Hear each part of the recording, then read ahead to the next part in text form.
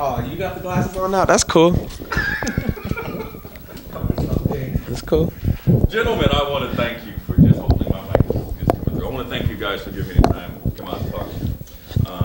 Again, what Oh, no problem, Steve. No problem, Steve. Thank you for coming out. We're doing really raw. As I talk to you guys, what I'm trying to do is put together. Are you recording right now? Mm-hmm. Oh, okay. What I'm trying to do is put together some questions and answers for my students and for anyone that's in the industry that wants to get an idea about opening up a salon and what it takes to make it happen. That being said, I know you guys are both really gifted in the area of your hands and the tools and the stuff that you do behind the chair, but what we want to talk about today is more about the business side of this industry, kind of what drove you to open up the salon, those kind of things, and what's motivating you from a business side. So we'll start with this. First things first, don't do it. Just kidding. Was owning a salon, because was owning a salon always a goal? And that's a question for both of you guys. Let Uncle Paul start. Actually, this is my second salon. I had a salon before, and I had it for 3-4 years, and it was a lot of hard work, like working 6 days, 7 days. So I had a good run, but like after 3-4 years, I decided to not do that anymore. And before, till I met Brenton, I didn't really want to do that again, owning a salon again. But then meeting like a talented, young, motivated person, you know, want me to go into business again. So here we go. Let me ask you this, was your first salon, was it a booth rent, commission, how large, how small? It was half and half. Okay. So there was 3 booth renters and then 4 commission people. Okay. So it was mixed salon. And that was just your salon? It was just my salon, yes. Brenton, what drove you to want to get into the ownership side? Well, I gotta say it happened really, really fast. I always had a dream of owning a salon. I think any student out of beauty school has that dream, right? It's almost like, oh, when you get out of school, what are you gonna do? It's like, I want to own a salon. So it was always a thought. I didn't think it would happen so soon. When I actually decided to open this salon, I was 22 years old. And I told myself I was always kind of like a business person at heart. You know, in high school, I was the guy who was selling gummy bears and chips to everybody. You know, so I was always, you know, a business person at heart. So I didn't think it would happen so soon. I told myself I was going to be behind the chair for maybe about 6 years and then open up a salon, but it actually happened within 3 years. So yeah, it's always been a goal. And I feel like after I got into the industry and found out exactly what I wanted to do, it actually happened faster than I thought. Did that answer your question? Yeah, with that being said, you had a 6-year goal. It ended up happening in 3. Yep. Did you have the process laid out in your head, or did it just kind of come together, or did me and Paul kind of, you guys merged, since he had already owned the salon, he kind of had the format that kind of made it work for you guys together? Yeah, so actually me and Paul, we worked in the same salon for about 3 years right next to each other. And yeah, I knew he had history on owning salons before, so I thought it was going to be good for both of us to kind of merge together.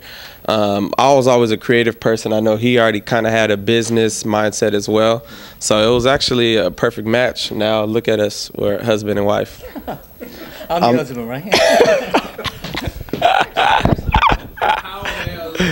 How has the partnership worked? Seeing how you both of you guys are behind the chair, how has the partnership worked?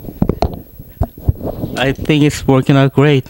Cause personality, Good. you know, I think that has to do a lot, and it has to be like 2 people have to like each other, and has to be a nice person to work with. Yeah, for sure. I think it's good because we're both behind the chair and we work in here 5 days a week, and we're open 6 days a week. So we're both on-site managers at the same time as being behind the chair. So not only can we help our stylists technical-wise, but we can help them on the business side as well, because we're both here, you know, from when we open to when we close, just because we choose to. But we don't choose to be here for the rest of our life behind the chair working. So that's the reason why. Of course, I feel like when you open a salon, it's not to work, you know, your butt off all day, every day. So now our goal is to grow the stylists who can, you know, help run this business as well. Okay. Well, now you brought up an interesting point. That being said, you say you don't choose to be here forever. Have you guys thought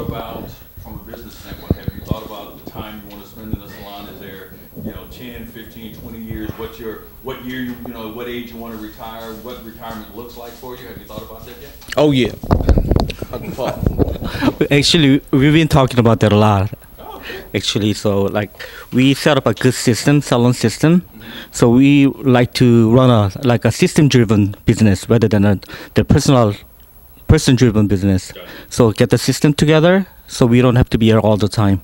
So we just really working hard for that right now. So Brenton? when you want to retire, Uncle Paul? Tomorrow. Yeah, I think no matter what, I'm going to be behind the chair.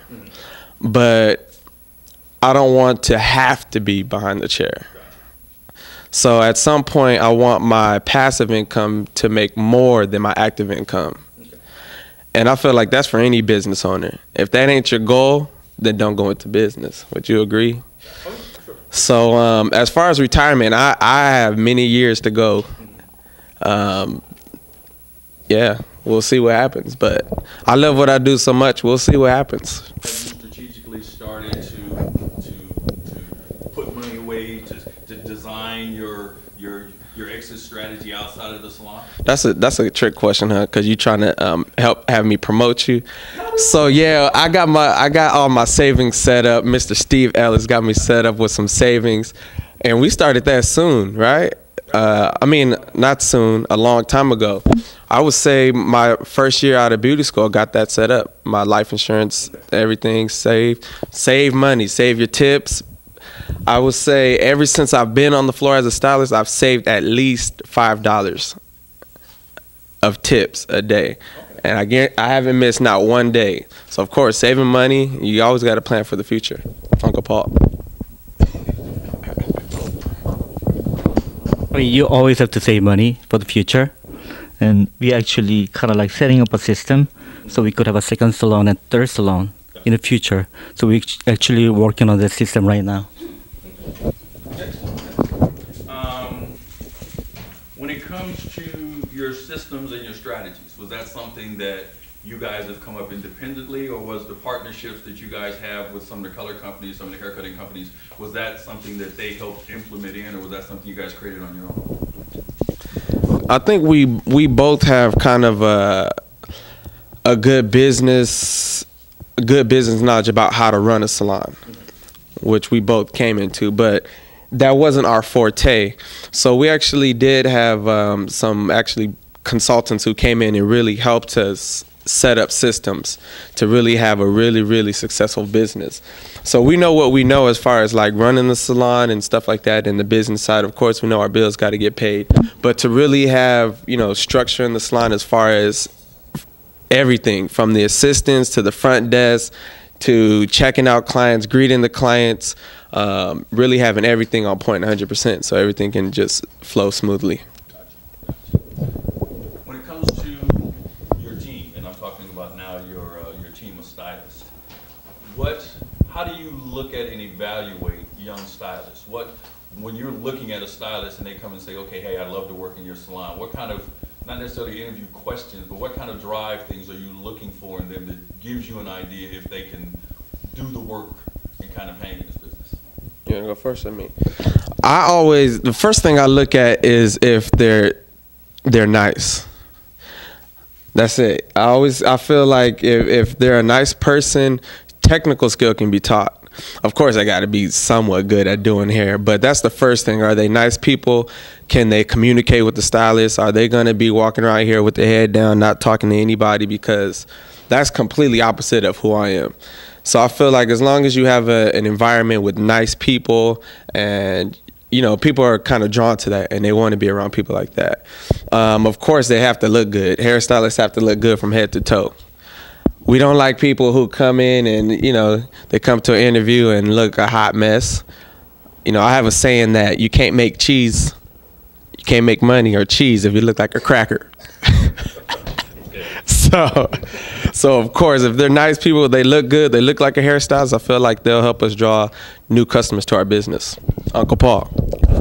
Just like Brenton said, nice person who looks the part. I guess that's pretty much it, and the confidence. Yeah. But of course, But of course, when they do come in and interview, we do have them do technical work. So we make sure we watch them do a haircut or a color just to kind of see where they're at. And of course, if we know they have some skill and we can build upon that, then we feel they'll be a good fit for the salon. So it's not saying when they come in here, we don't watch them do hair. Of course we do. They got to have the skill, the technical skills. Yeah, that's kind of Yep. Yeah. Yeah. Guys, I know you guys talk about another salon, 5 years, 10 years. Have you thought about the time frame for when the next one was going to open? Paul. I don't know. We always like talk about it. We really don't have the time frame, but hopefully like maybe like 2-3 years. Okay. What do you think? Yeah, about 2 to 3 years. So what we're doing here now is just really, really building a solid structure and foundation here in this salon so that we can take it to the next salon. I feel like if you don't have it figured out at the first place, then don't open up a second place, because you won't have it figured out at the second place either. So we're going to really get it figured out here and then move on. And we ain't going to settle for just 2. Why not 3? Why not 4? Is there a chain salon that you guys are trying to pattern yourself after? Is there a salon that you kind of said, you know, this place kind of is kind of how I envision what we're going to do later on? I mean, we try to learn from everybody. So you go to other salons, like check out how they do it, talk to like a lot of successful owners and stuff. So like, I guess everybody, all the like successful salon owners, and yeah.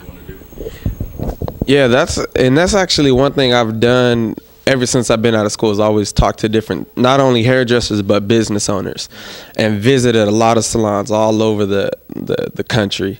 But when I do see chains, I feel like chains, they are good, but I don't think I would ever want my business to really be a chain like a McDonald's, only be like a franchise.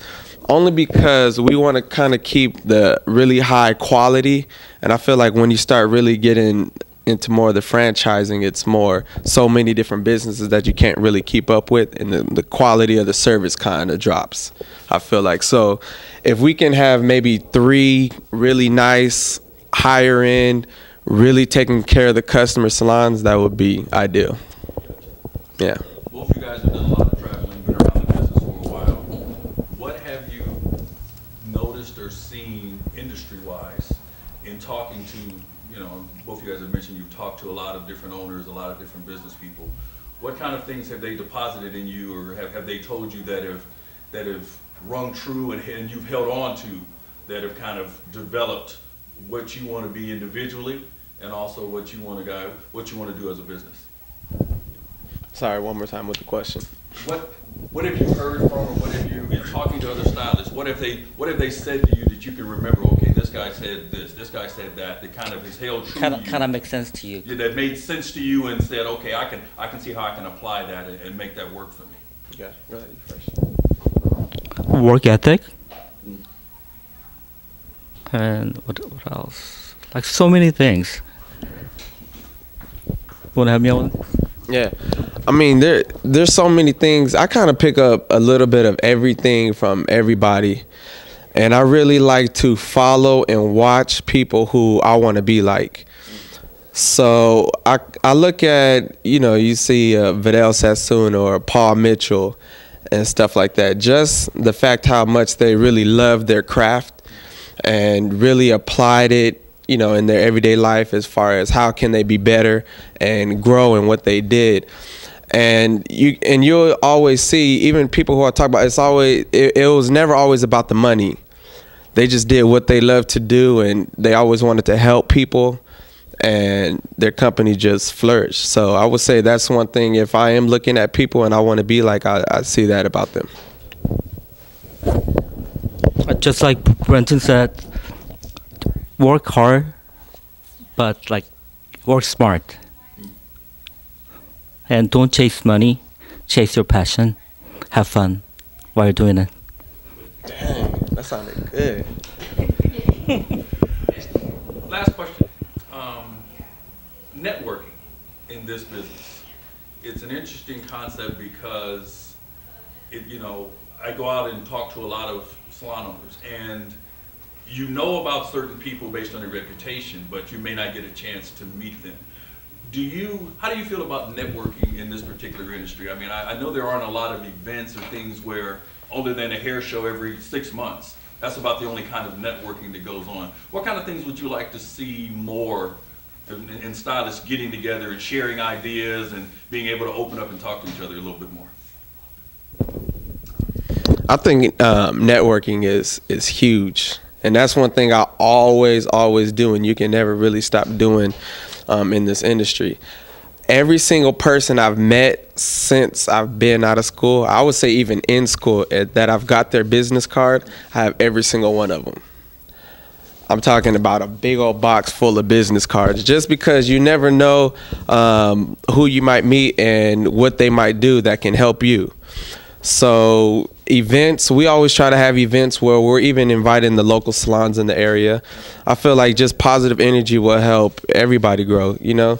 Having events where everybody can inspire each other, inviting different beauty schools, and everybody just coming together and let's, you know, make a difference in the community.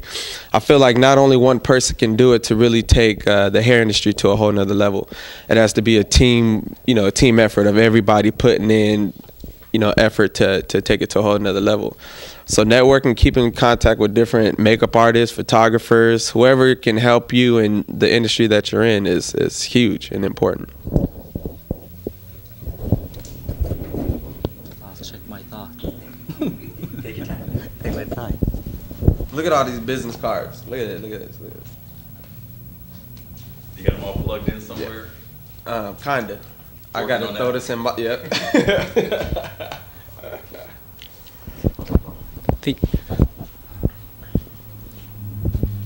Like any business, like most important thing is like a human side of the business, right? So like treat people like how you want to be treated. I think that's, you know, whenever you meet anybody, so you don't know who you are meeting, who you are talking to. So be nice to everybody you meet, you know. I think that's like pretty much what network is, you know. And then I think that's most important side of the business, that networking. Gotcha. And the human part.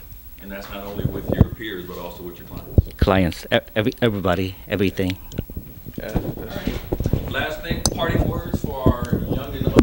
Anything you want to say to them directly about how to get there? You know, make sure they got it going. Oh, let me. No, yeah, I'm just kidding. Last words, yeah, just it's all about education. If you want to be a salon owner, or if you want to just be a stylist behind the chair, if you want to do set work, be an educator, it all starts with education. So no matter what, continue to educate yourself, stay at hair shows, continue to network like we talked about, and just be a nice person. You know, I feel like as long as you're nice and you continue to network, that will always take your business to a whole nother level. And also visit BrentonLee.com and BrentonLeeSalon.com and check us out. No, Uncle Paul. Sometimes it gets tough. It's not an easy industry, so don't get discouraged. And it's like, you know, just keep working for your dream. Excellent. Thank you guys. I appreciate you guys taking the time. Thank you. to come out with my students. Yeah.